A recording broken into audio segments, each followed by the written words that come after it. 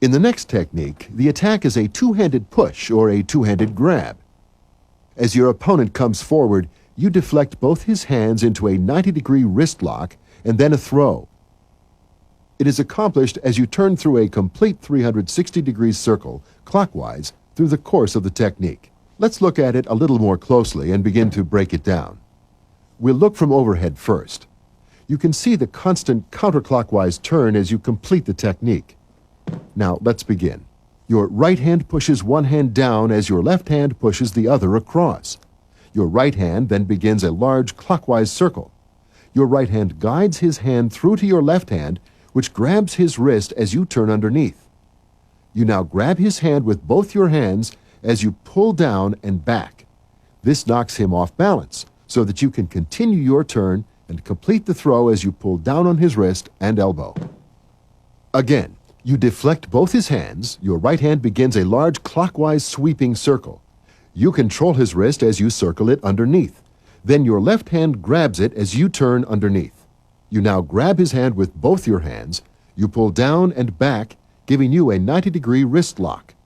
You continue your circle, pull down on his wrist, which throws him. Again, deflection, large clockwise circle, grab with the left hand, duck underneath, pull down and back, turn, pull down on the wrist, and throw.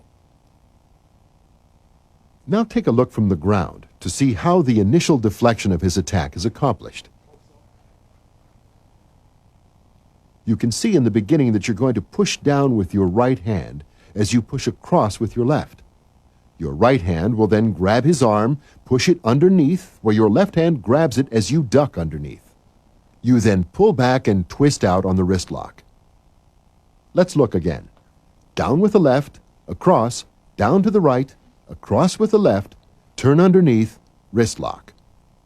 You can see there is instant pain as the lock is applied. You now continue your turn. Your left hand pulls down on his elbow as your right hand pulls down on his wrist.